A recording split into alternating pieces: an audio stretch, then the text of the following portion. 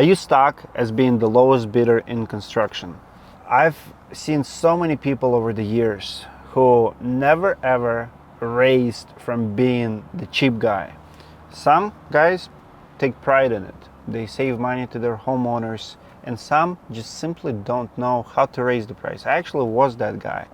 Early in my career, I took so many jobs knowing or not knowing that I could charge more. And I want to explain to you what I've learned and how I overcame that condition, because it is a condition. Being the cheap guy, the cheapest guy, it's a condition, it's a mental condition. Many don't understand it, how simple it is to raise the prices. So I just decided to share with you 3 biggest points that I've learned in my career, how to go from being the cheapest guy to actually take pride in your time, because the price that you give to your homeowners for your projects, it's your time. And I don't agree anymore that being the cheapest guy or doing less, doing more to get paid less is a good strategy.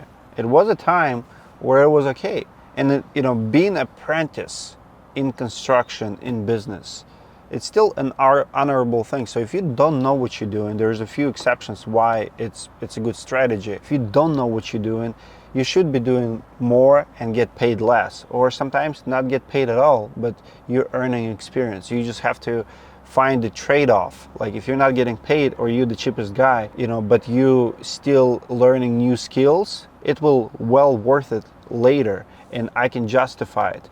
But if you're stuck in that position for too long, you should rethink about everything you do. So the first and biggest one probably in my list is why you cannot increase your prices, or why so many guys are lowest bidders, is because they don't know how to present themselves. You simply probably don't have presentation. Maybe you're emailing quotes or giving them estimates and asking them to call you back when they're ready to do it. People not gonna do it, because when you do that, you can only compete on the lowest price. So the very first thing what I would recommend, and what helped me, is actually starting to ask people to come to their kitchen tables to talk about the price. That's the only way you can build the value in your services in the first place. And homeowners, they're very good people's readers, contractor readers. Like we all know, it's not like they're taking advantage of us, we let them take advantage of us. They know immediately when you show up that what kind of contractor you are. If you branded yourself as a cheap guy, I don't think it's a good branding, but they can see it. If I need pool, grass, whatever, and people come into my house, I see immediately who can help me save money and who will charge me arm and a leg.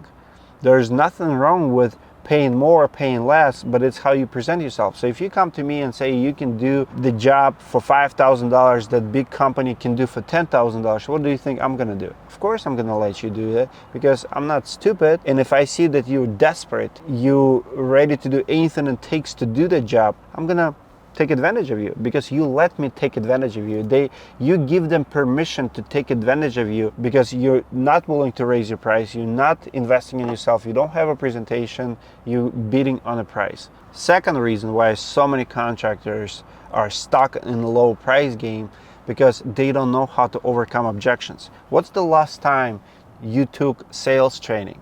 Contractors think about sales, and I was that guy. I'm not talking I don't have top-down attitude in it. I'm talking about myself. I was that guy. I did not have sales training for years.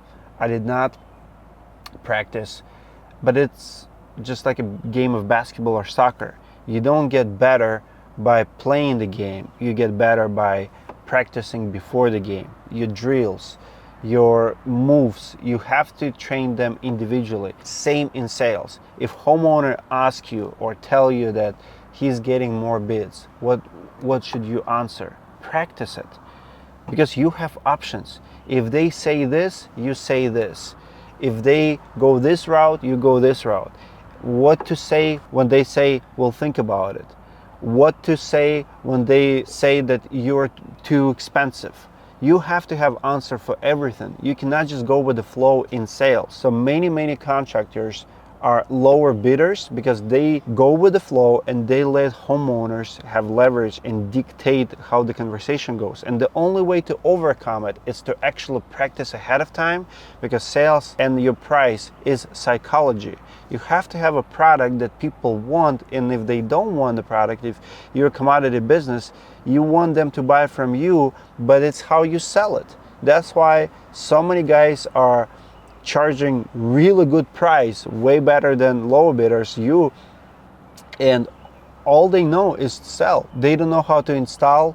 They don't know anything. You are the expert, but they're better salespeople. Think about that. Think about sales training. Investing in sales training will probably have the highest return on investment. And once you know that, you will never go back to being the cheapest bidder. And the third reason is you're probably just too desperate to take cheap jobs.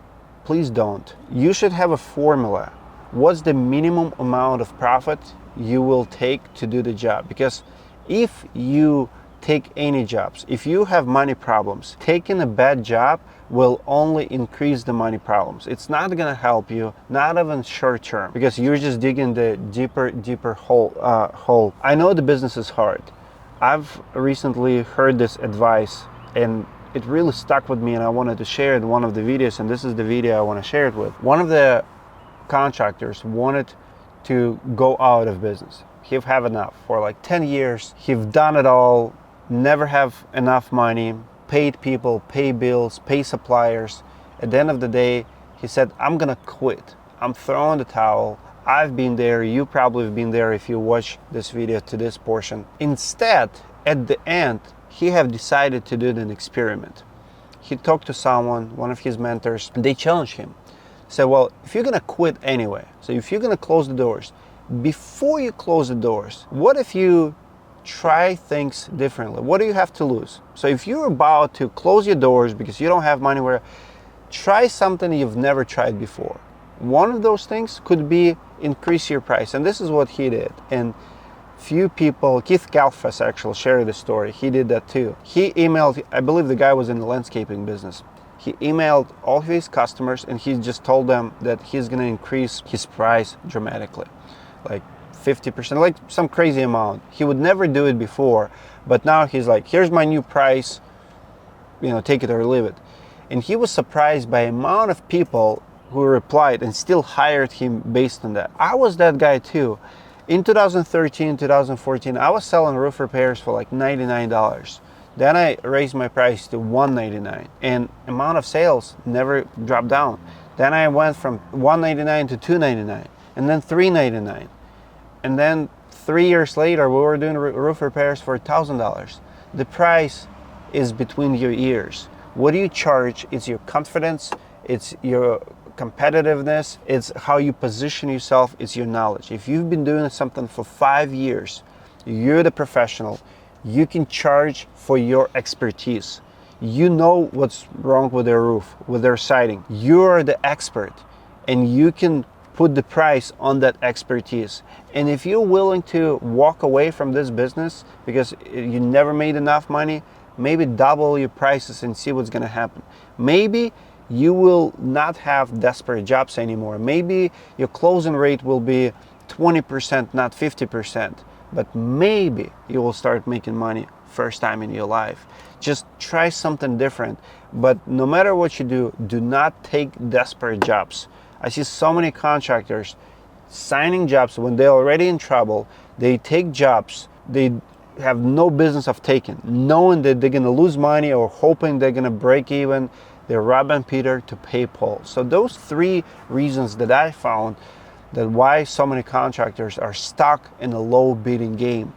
And I just feel for you. I remember being that guy. I remember not having money on Friday to pay all of your employees, or pay your employees but not be able to pay yourself, or sell a vehicle to pay your guys. Problems like that happen when you don't run business properly, when you don't charge enough. Low bidding and lowest bids, by the way, never work anyway. Those are the first guys to go out of business, and you know it. You want to stay in the middle, but you have to figure out how to. So present yourself well, invest in your sales training. If you need my help, comment below.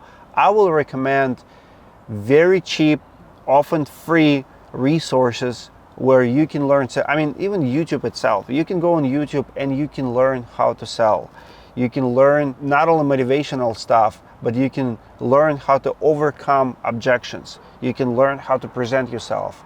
You can change your mind, to change your game, to change your business. It is doable. Comment below what you think about the topic. Hope it helps. I'll see you guys in the next one.